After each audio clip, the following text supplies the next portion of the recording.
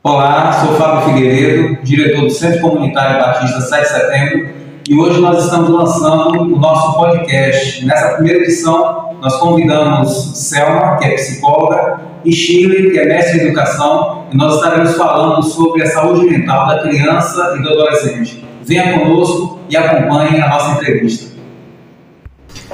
Olá, sejam todos muito bem-vindos ao nosso primeiro episódio do CBS Cast. Eu sou Fábio Figueiredo e estamos aqui felizes por este início deste projeto. E hoje no programa nós temos um assunto que queremos abordar e que é de fundamental importância para a nossa comunidade e para as nossas famílias, que é a saúde mental infanto-juvenil. E no nosso bate-papo de hoje, nós fizemos inspirados na primeira edição da nossa revista CBS, e que traz um guia completo de como identificar e apoiar a saúde mental de crianças e adolescentes. E para a gente se aprofundar nessa conversa, nós trouxemos duas convidadas especiais que nos deram a honra de abrir esse podcast, e convidamos Selma, que é psicóloga e que foi uma das entrevistadas na nossa primeira edição da nossa revista e que abordou o assunto e também assinou o assunto da saúde mental infanto-juvenil. Selma é psicóloga e está aqui conosco nos dando essa honra. Selma, seja bem-vinda. Boa noite a todos, boa noite Fábio, boa noite a todo mundo. Obrigada pelo convite, é uma honra estar aqui com vocês hoje e abordar esse tema de tamanha relevância, será um prazer. A nossa segunda convidada, que também trabalha e atua na área da infância, mas só que na parte da educação. Ela é mestre em educação e atua como coordenadora pedagógica da rede pública de ensino, a nossa amiga Shirley Ferreira. Boa noite, Shirley. Boa noite, Fábio. Eu estou assim honrada, né, também estar aqui, apesar de não estar atuando assim com muitos jovens, né, mais jovens, né, mas assim a questão escolar e a saúde mental, eu acho que é um dos braços dados, né. É um tema que a gente precisa tratar realmente com muita importância. Então, estou aqui à disposição. É isso aí. Selma, a nossa revista que a gente publicou essa semana, e você nos deu essa honra de abordar o assunto, ela traz sobre a questão de como conhecer, né, a dificuldade de conhecer os sinais da questão psicológica da criança e do adolescente. A gente sabe que a infância e a adolescência são fases muito difíceis, né? Da fase humana, são uma das mais difíceis. Mas como é que a gente pode indicar, ou como é que a gente pode detectar o problema psicológico da questão da criança e do adolescente no dia a dia? É importante ficar atento a alguns comportamentos das crianças e dos adolescentes. E aí a gente pode começar observando a mudança de humor. Então, se de repente, né, a nossa criança, o nosso adolescente, ele começa a mudar o humor, começa a ter agressividade, começa a ter questões de isolamento, começa a ficar mais quietinho no canto, preferir ficar mais quieto, tanto em casa quanto na escola, é preciso ficar atento. Também ficar atento na questão do rendimento escolar. Né? Se de repente perdeu o interesse por estudar ou está tendo dificuldade, né, na escola, então ficar atento a isso também. Medos, né? Se de repente a criança começa a apresentar ansiedade e medo, é um sinal, né? Alterações, tanto de sono, de apetite, tanto para mais quanto para menos, vamos ficar atentos. Então, esses são alguns sinais, né, que nos ligam uma luzinha de alerta para a gente prestar atenção. E aí, se a gente perceber que alguns desses, né, estão aparecendo, vamos procurar ajuda.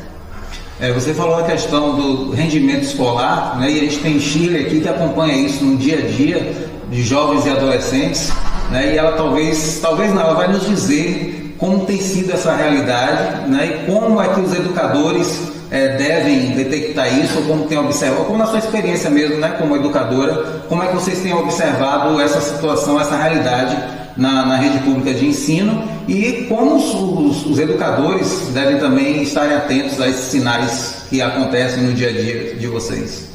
Eu estava falando há pouco, né, com o Selma, que a questão da atenção, ela é o fator assim, principal, né, para poder o aluno ter realmente um desempenho melhor na aprendizagem. E essa atenção, ela tem sido roubada, né, por diversas razões. Então a gente tem um período assim que foi, eu disse a ela há pouco também, nós temos um tempo, um divisor de águas, antes da pandemia e depois da pandemia. Então, dentro da escola, antes da pandemia, nós tínhamos sinais, sim, de estudantes que apareciam fazendo relatos, ou alguns colegas que diziam que aquele estudante estava com comportamento diferente, não estava dormindo, ou então estava se mutilando, sinais de automutilação.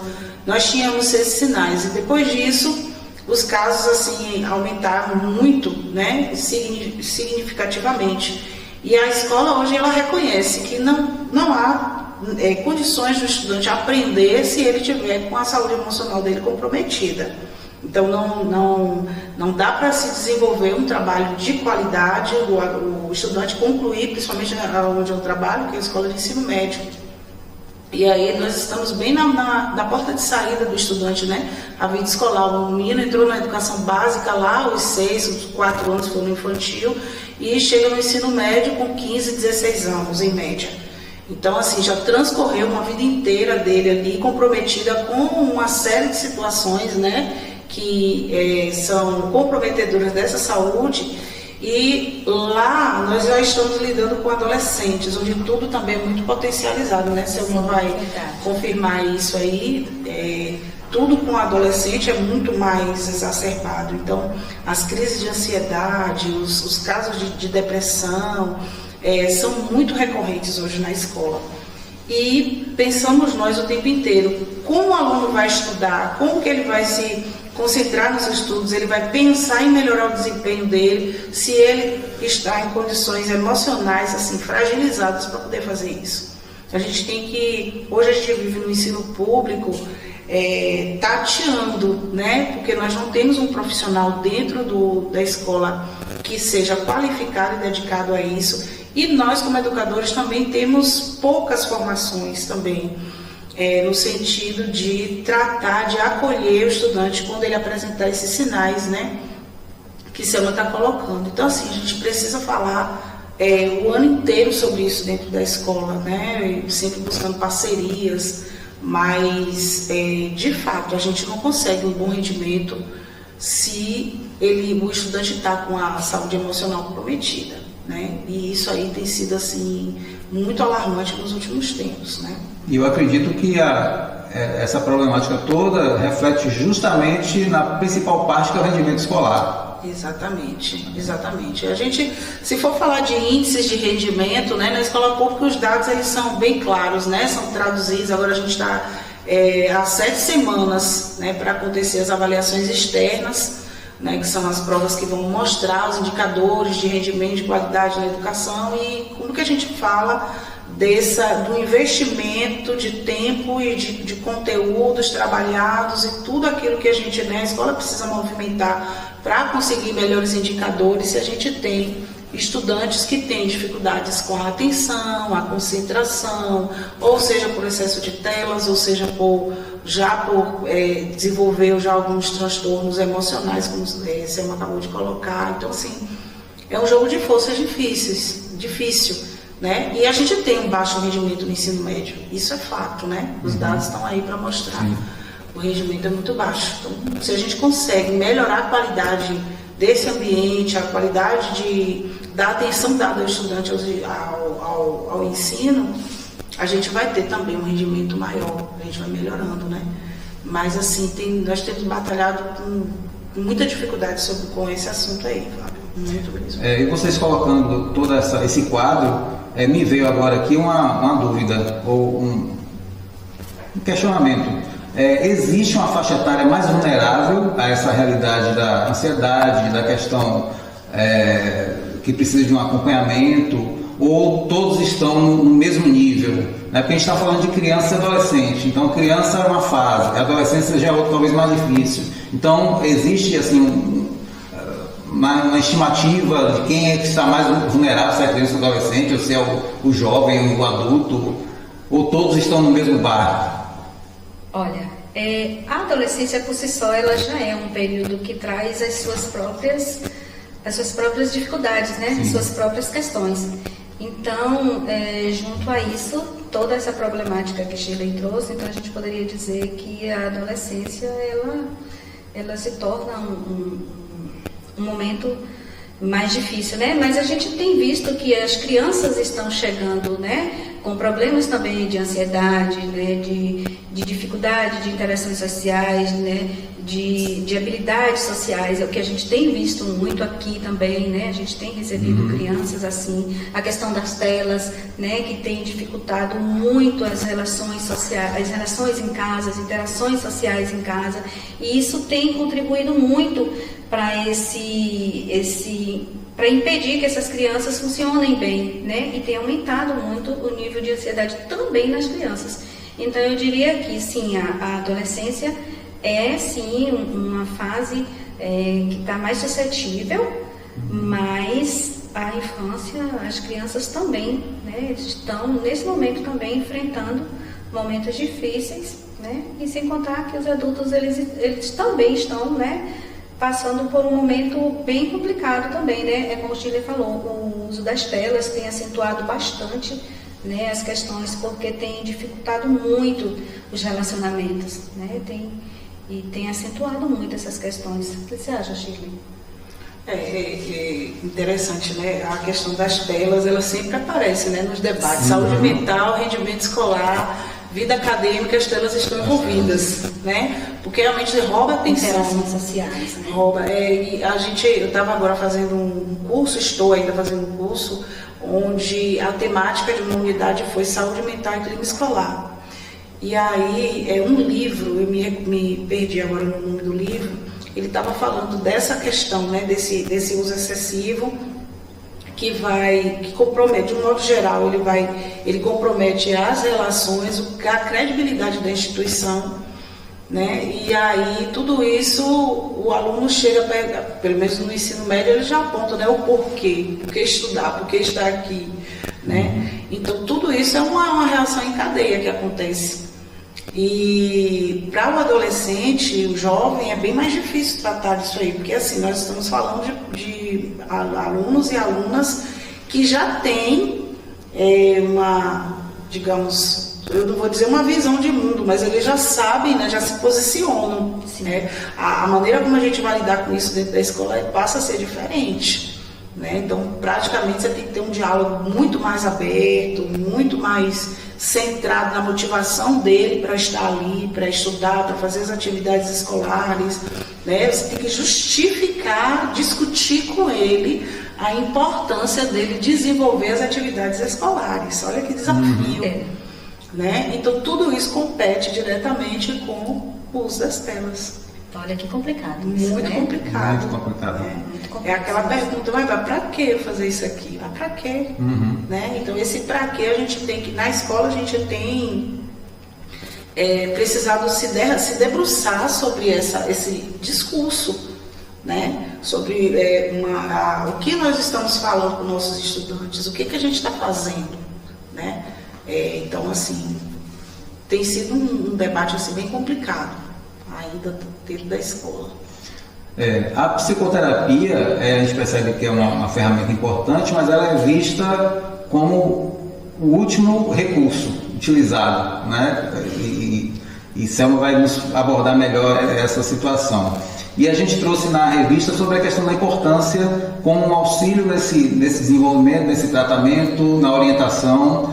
E falando na questão da terapia, né, como é que essa terapia ajuda a fortalecer esse desenvolvimento emocional, social, desse público que a gente está falando, que são os jovens e adolescentes? Então, a psicoterapia, ela é muito importante na questão que a gente trabalha a questão da autoestima com as crianças, né? E o que eu tenho visto muito aqui também é essa questão, né? Que a gente recebe crianças e adolescentes, né, mais o público adolescente, e eles vêm com umas crenças, né, distorcidas, né, com pensamentos tipo, eu não consigo isso, eu não sou tão bom nisso, eu não... com pensamentos totalmente distorcidos. E aí a terapia ela vem trabalhar nessas crenças. Então aí a gente faz a reestruturação cognitiva para trocar esses pensamentos e trocar por pensamentos mais reais, pensamentos mais verdadeiros, né? E esse é um dos trabalhos que a gente faz. Também a questão da validação emocional, né? E aí o terapeuta, ele oferece para esse jovem, né, um ambiente seguro, onde ele se sente ouvido, onde ele se sente protegido, acolhido, né? Também a questão das habilidades sociais, estava conversando agora com o Chile, né? Não só na questão das crianças atípicas, mas nas crianças, né, nos adolescentes, nos jovens em geral, né? Que a gente trabalha a questão das habilidades sociais. A gente recebe muitos adolescentes com inabilidades sociais, então eles que não conseguem interagir com os seus pares por falta de habilidade social, né? Por uma timidez extrema e excessiva, e aí a gente vai trabalhar essas habilidades sociais com eles, né? Então a gente vai também a questão da resiliência, ensinar para esses jovens, né, a lidar com as frustrações sem se sentir derrotado, né, a lidar com as situações e superar e saber que ele é capaz. Então, assim, são várias essas questões que a gente vai trabalhando. Então, lá eles aprendem a resolver problemas, aprendem sobre a empatia. Então, tudo isso a gente vai trabalhando ali e aí vai degrau por degrau e a gente vai construindo, né, esse degrauzinho e vai formando essa autoestima desse jovem e é por aí, assim, mais ou menos isso.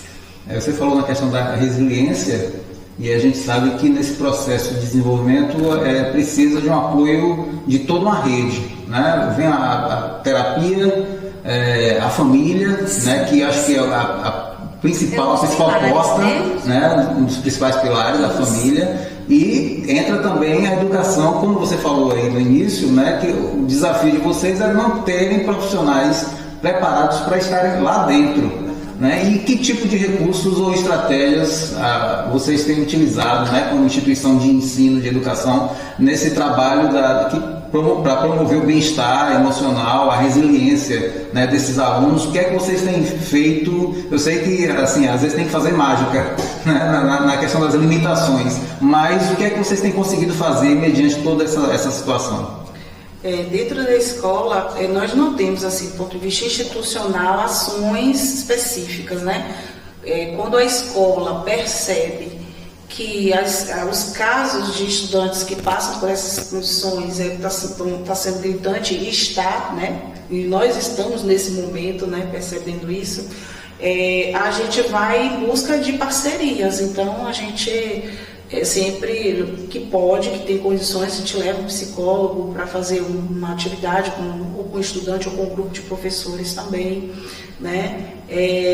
Nós pensamos desenvolver coisas desse tipo. A dificuldade que pelo menos no ensino médio, hoje na escola onde eu trabalho, é dar conta de fazer.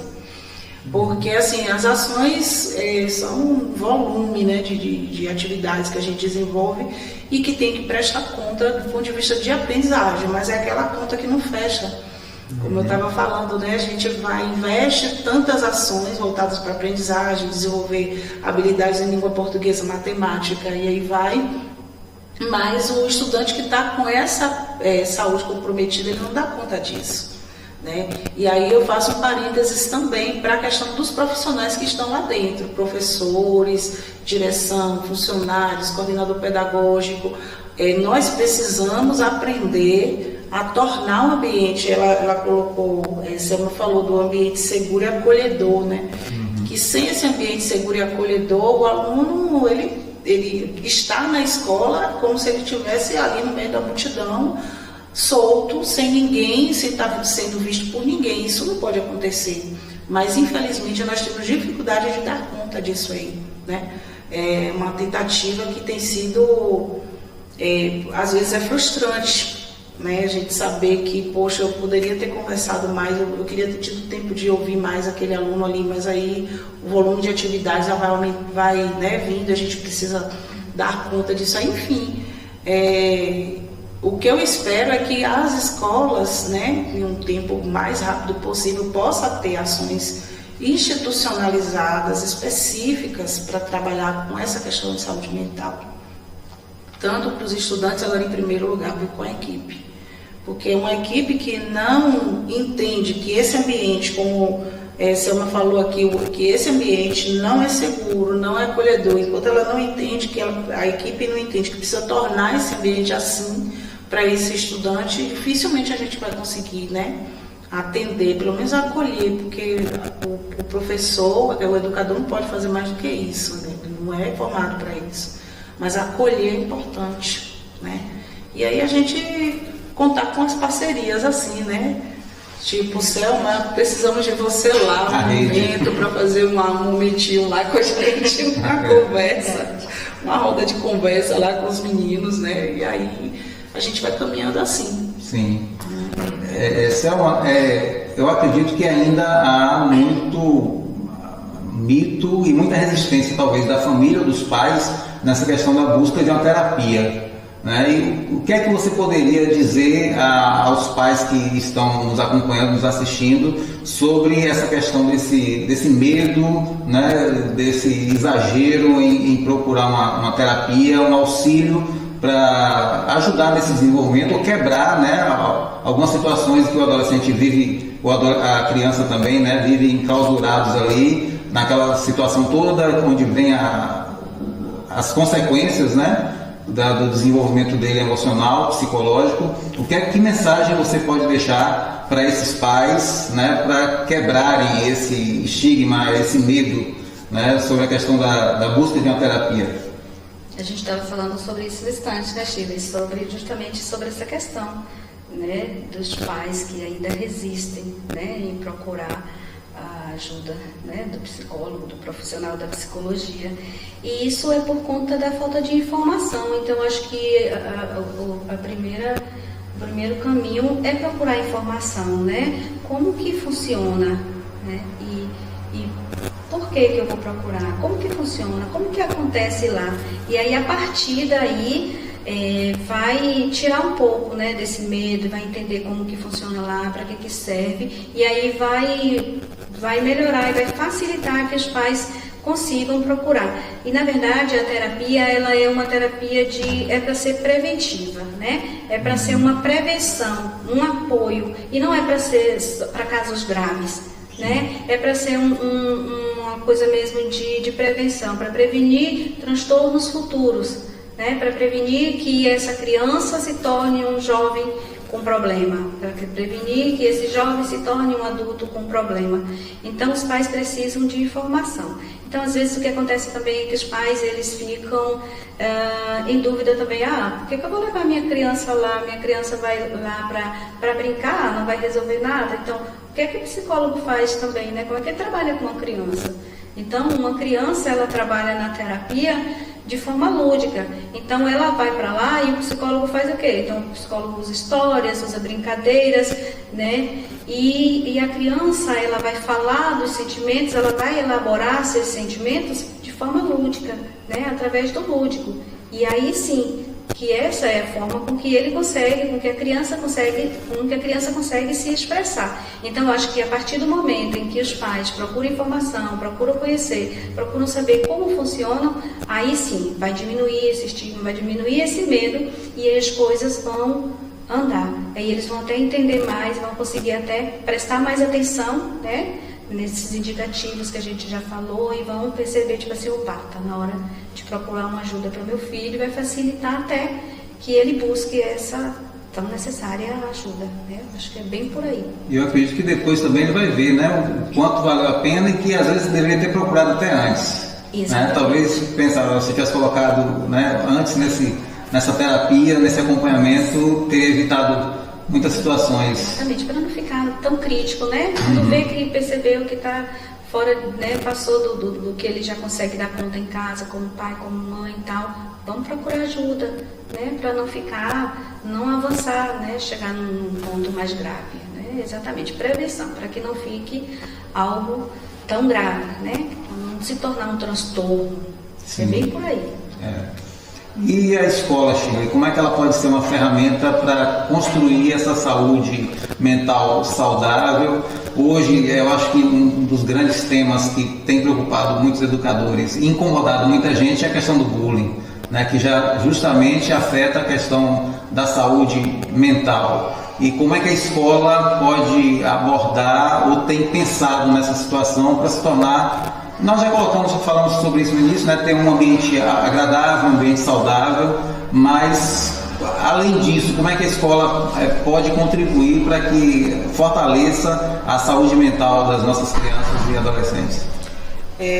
Selma estava falando, né, falando um pouco assim, da importância da família entender cada vez mais, cada vez melhor que o tratamento, a terapia é uma prevenção, né, para evitar determinados transtornos. A gente está vivendo um tempo que tudo para nós e para os nossos jovens, adolescentes, crianças também, tem que ser tudo muito rápido. E a terapia não é um resultado imediato, né? Então isso compromete muito a visão da família em enxergar na terapia algo que vai trazer, né, o benefício. Ele quer um resultado a curto prazo. Sim. E aí, Fábio, quando você traz essa questão da gente estar fazendo na escola, eu acho que a gente ainda está falhando nisso, né, de estar fazendo mais momentos com os pais, né, os familiares, os responsáveis para tratar dessa pauta. É a questão do bullying. Isso não, aí as escolas têm trabalhado muito nesse sentido, né? Eu tenho visto lá na escola mesmo, a gente desenvolve, né, através das atividades de sala de aula de alguns professores, as temáticas nesse sentido aí. E casos de bullying, quando nós ficamos cientes, né, que aconteceu ou está acontecendo, a gente faz intervenção imediata. A gente não permite de modo nenhum que isso evolua. E ainda assim, se ao sair do nosso controle, assim que a gente toma a informação, né, de que aquela coisa aconteceu, está acontecendo, a gente parte para a tomada de decisão, tem que ser rápida, né? A gente não permite não. Mas nós estávamos discutindo há um tempo atrás essa questão do bullying, porque, digamos assim, fazendo uma comparação com o estudante passado e o estudante atual, né? O bullying, ele sempre aconteceu, né? Nós sofremos bullying. Sim. E saíamos da escola, principalmente, e era geralmente na escola, íamos para as nossas casas e lá nossa vida continuava. E hoje, com esse mecanismo do estudante estar no mesmo espaço físico e espaço virtual, as reações de bullying, toda a problemática envolvida, ele continua carregando para dentro de casa, para dentro do seu quarto. Né? Então, assim, não há uma separação de espaço onde o bullying está acontecendo, né? Porque os nossos estudantes, eles são hiperíbridos, né? Eles estão aqui no virtual e no presencial. Então, esse debate sobre bullying, ele está acontecendo na escola, precisa acontecer, como eu tenho visto lá na escola, nas atividades escolares de sala de aula, e tem que ultrapassar isso aí também. Então, a escola hoje, ela se preocupa em realizar uma campanha contra bullying, cyberbullying, e que não é só cartaz físico em sala de aula, mas são postagens nas redes sociais, né? São os alunos pesquisarem como que ele pode identificar que um colega está sofrendo bullying, como ele deve agir, né? E também, se ele estiver sofrendo isso aí, como ele pode identificar e tomar providência, né, dentro da escola. Então, assim, essa conversa aí, ela vai acontecendo durante o ano em vários momentos, né? Não existe, assim, um projeto específico, nem deve, né? É uma discussão que tem que acontecer durante todo o ano. E a gente está fazendo intervenção, o funcionário está fazendo intervenção. Precisamos fazer mais vezes isso, né? Conversar mais sobre isso dentro da escola, porque não é uma ação de um só. Isso, é uma rede. É uma ação de rede, exatamente. Na revista a gente vai abordar algumas questões de dicas, né, que os pais devem praticar para justamente amenizar ou evitar, né, situações de desequilíbrio né, do comportamento. E, Selma, eu queria saber de você que dicas, né, você poderia dar para os pais nessa questão dessa rotina, para ter uma rotina equilibrada, né? A gente sabe que aí vai envolver a questão de controle de tempo, que você talvez não vai abordar melhor do que eu sobre essa situação, na questão dessa construção da saúde mental. Que dicas você poderia dar aos pais, às famílias, aos educadores, a todos que estão envolvidos no desenvolvimento da criança e do adolescente? Então, Fábio, eu sempre falo, em todos os momentos, quando eu tenho momentos com família e tal, eu sempre falo que o mais importante é o cuidado com o vínculo, né? Com o vínculo afetivo. Eu acho que parte daí. Então, assim, se os pais cuidam para criar um vínculo com os filhos, eu acho que isso é o primeiro passo. Então, assim, manter um vínculo, criar um vínculo seguro com os filhos, criar um ambiente acolhedor, como eu já falei, um ambiente acolhedor, um ambiente seguro, onde o filho se sinta protegido, onde o filho se sinta cuidado, amado. Que mais que possa ter? Criar momentos em família. Eu sempre falo para os pais, quando eu recebo os pais aqui, eu sempre falo para eles, proporcionem momentos em família. Então, assim, a gente está falando sempre das telas, então, assim, vamos tirar telas e substituir por momentos produtivos com os filhos, por momentos positivos. Então, o que a gente pode fazer? Então, a gente pode criar momentos com eles, jogos. Gente, vamos gastar tempo com nossos filhos. Então, eu sempre digo, gente, façam com eles momentos, né? Se não pode fazer todo dia, faça uma vez por semana. Então, é um momento em que você para com seus filhos, no final do dia, né, à noite, vamos jogar, fazer um joguinho com eles, vamos sentar para ver alguma coisa juntos, vamos sentar para avaliar como foi o dia. Então, ter momento com os filhos, então criar momentos com eles, né, para criar memórias, né, para criar memórias com eles, e isso vai ser coisas que eles vão levar para a vida, eles vão levar para as famílias que eles vão formar. Então isso é muito importante. Eu gosto de estar sempre batendo nessa tecla, que isso é o que vai formar esses filhos, né? E faz diferença, porque o que a gente tem visto é adolescentes dizendo, tipo assim, eu queria um pouquinho de tempo com eles, eu queria ser visto, eu queria ser notado, eles não têm tempo, sabe? Como é em casa, não é. Então, assim, criar momentos com seus filhos, ter um momento com eles, mostrar para eles o quanto que se importam. Então isso a gente faz nesse momentozinho. Então quando chega em casa e aí tem aquele momentozinho ali que pegou um joguinho ali, pode ser o que for, qualquer coisa ali, e aí faz uma pipoca, o que quer que seja, bate um papo, tá ali, isso ali tá criando memórias que vai ser para sempre, né? Então eu sempre digo, façam isso. Mostrem para seus filhos o quanto eles são importantes, cuidem do sono dos seus filhos. Então sempre bato na mesma tecla, criança, adolescente precisa de determinado tempo de sono. Então, qual o horário que seu filho está dormindo? Seu filho é criança, precisa estar dormindo cedo. Seu filho é adolescente, vai dormir mais tarde um pouquinho, mas ainda cedo, porque ele precisa acordar cedo para ir para a escola. Então ele precisa dormir um tempo de horário, precisa de um sono de qualidade. Então, olha o horário de sono do seu filho, cuida da alimentação do seu filho, né? Porque isso tudo também é cuidado, né? O que está comendo, para não comer besteira. Então, cuida da alimentação, cuida do sono, cuida das telas, troca as telas por momentos legais com seus filhos.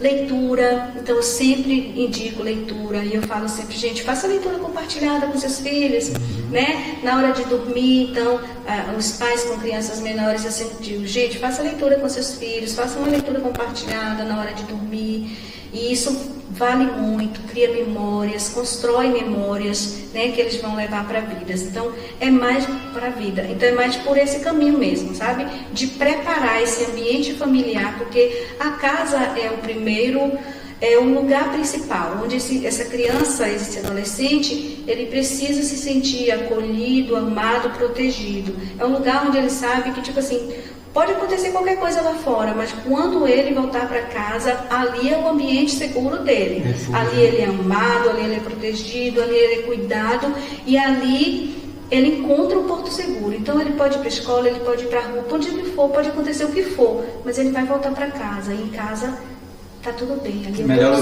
o melhor lugar do mundo. É o porto seguro dele, é o canto de calma dele. Então esse lugar tem que ser um lugar maravilhoso. Então eu digo sempre para as famílias, transformem a família de vocês, a casa de vocês, num lugar onde seus filhos se sintam amados, acolhidos, protegidos e saibam que ali sempre vai ser um lugar de calmaria. E que aconteça o que acontecer lá fora, ali é um lugar que eles podem voltar e, né, quando eles voltarem para casa, ali vai ser um lugar seguro. Então, parte daí. Então, tudo isso está envolvido. Né? Um sono legal, uma alimentação boa, cuidar de diminuir tela, proporcionar esses momentos legais com eles, tirar mais tempo para os filhos. E é mais ou menos isso. Não basta tirar só as telas, tem que se criar alternativas. Momentos legais com eles. Exatamente, é preciso gastar tempo com os nossos filhos, né? Tirar um tempo para eles, porque os pais às vezes estão muito ocupados com outras coisas, né? Achando que não precisa, né, dedicar um tempo, mas precisa sim, eles sentem falta disso, eles clamam por isso, sabe? Eles clamam por um tempo, por um olhar, sabe? Por um pouquinho de tempo ali, só para ficar ali mesmo, sabe? Sentado, ou jogar alguma coisa e parece que as famílias, elas não estão percebendo isso, sabe? O quanto que isso é importante, sabe? Uma leitura, qualquer coisa que seja, sabe? Isso é muito importante e faz uma diferença tão grande. E isso marca, né, para toda a vida. Isso cria memórias incríveis mesmo. Para uma vida toda eles vão passar para as famílias deles. E isso é incrível. A revista que nós publicamos, ela diz que cuidar da mente é cuidar do futuro. E aí eu queria, para a gente finalizar, eu queria que vocês deixassem uma mensagem, né, para as famílias em relação a esse cuidar da mente, né, pensar no futuro. Qual a principal mensagem que vocês gostariam de deixar para os nossos ouvintes, pensando na saúde mental dos jovens e dos adolescentes? Eu diria que é tudo questão de prevenção mesmo. Quando a gente cuida da saúde mental, né, das crianças, dos jovens, a gente está pensando em toda uma sociedade. A gente está pensando no coletivo, né? Porque quando a gente cuida da saúde mental das crianças e dos jovens, a gente está pensando na escola, na família e na sociedade, né? Que vai ter pessoas emocionalmente saudáveis, né? A gente está pensando na redução de danos, né? Que a gente vai ter jovens e adultos emocionalmente saudáveis. A gente vai estar pensando em famílias saudáveis. Então, assim, cuidar da saúde mental é fundamental. É fundamental. E eu acho que as pessoas precisam se preocupar com isso. Olhar para a saúde mental com mais carinho.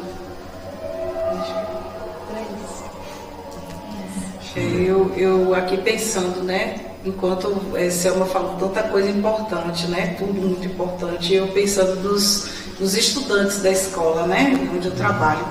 E assim, o debate sobre a saúde mental é tão relevante porque nós ainda estamos batalhando com o convencimento, né? O convencimento do familiar quando o estudante já está em casos de crises, né? A gente estava vivendo isso, na verdade.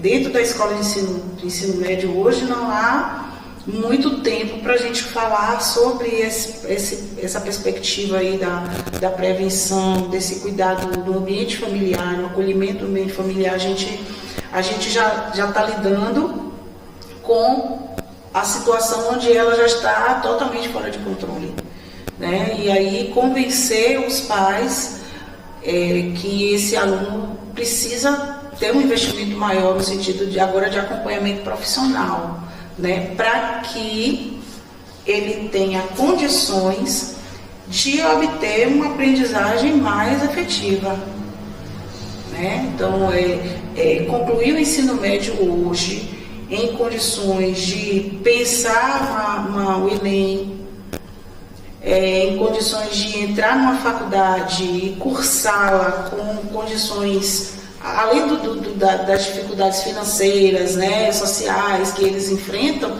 enfrentar também as questões emocionais dentro de uma universidade, do trabalho, né? Uma vez que a maioria dos nossos jovens estudantes de ensino médio, eles saem já para o mercado de trabalho. Né? A gente tem uma maioria que não vai para a universidade, infelizmente, né? Então eles já querem trabalhar, ou já estão trabalhando, né? E aí a gente tem um número muito grande mesmo de estudantes que estão trabalhando. Então, lidar com tudo isso para esse estudante hoje, a gente precisa mostrar para ele com vários argumentos de que é importante ele tratar isso aí, né? E eu contava para você uma experiência de praticamente quase dizer para uma mãe, não se preocupa com os estudos do menino agora não, vai cuidar dele primeiro, emocionalmente, senão ele não vai dar conta de nada disso aqui, né? Então, para nós é fundamental a gente abrir essa discussão para os familiares de que é necessário investir nisso, né? E aí um outro pedido, que é necessário também o sistema público de saúde realizar um investimento maior ainda do ponto de vista da inserção de profissionais como psicólogos dentro das unidades escolares, né? A maior concentração de crianças, jovens e adolescentes e jovens está dentro das escolas, né? Não tem um outro universo onde tenha mais jovens concentrados, dentro do ambiente escolar, onde eles passam ali a maior parte da sua semana, do seu dia, muitas vezes. Então, precisa ter um profissional como esse dentro da escola para dar esse acolhimento mais direcionado, mais qualificado para esse estudante, porque o professor, a professora, né, o educador, aquele que está ali na escola, não dá conta disso. Então, o clamor que a educação faz, e agora eu falo aí de modo geral, o clamor que a educação faz é por um investimento público, né, maior nesse sentido, porque a gente não consegue sequer ainda dar vazão ao estudante que apresenta determinadas situações extremas na escola. A gente não consegue, com muita tranquilidade, um encaminhamento com um profissional na rede pública, a gente não consegue. E as nossas famílias não são famílias de condições, né? Muitos têm uma condição econômica que é de sobrevivência mesmo. Então, investir num tratamento como esse é muito mais difícil, né? Então, assim, a gente precisa de políticas públicas melhores, que deem conta dessa necessidade aí, né? Tanto de estudantes e agora também dos profissionais que estão lá dentro, que vão acolher, como lidar, como encaminhar, né? Então a problemática é muito grande, né? Então o pedido é esse. Eu acho que vai logo para o público, porque é onde a gente é onde a coisa, né, pode funcionar melhor para a gente, nesse sentido, Fábio. Com certeza. Bem, eu conversei com Selma, que é psicóloga e atua na área da infância, crianças e adolescentes, atua aqui também no centro comunitário, já desde março está com a gente fazendo um excelente trabalho. Conversei também com Shirley, que é mestre em educação, coordenadora pedagógica, que trabalha na rede pública de ensino, e foi assim, uma conversa muito proveitosa. Eu espero que a gente tenha outros momentos como este para esclarecer, né, sobre o assunto ao nosso público, né, aos pais, às nossas crianças. E nós queremos agradecer a vocês por terem guiado esse assunto assim, de forma tão brilhante, com esse tema também tão importante. Então, muito obrigado e esperamos ter outras oportunidades como essa de esclarecimento e que a comunidade possa se envolver como rede na proteção das nossas crianças, pensando no cuidado da saúde mental, né, da saúde psicológica e o desenvolvimento deles de forma integral. Muito obrigado. É isso aí, pessoal. Cuidar da mente é um ato de amor e de prevenção. E nós queremos agradecer a você que nos acompanhou até aqui. Você pode ler também todo o nosso conteúdo na revista CBS, que está em nosso site. E continue nos seguindo e acompanhando os próximos episódios. Até lá!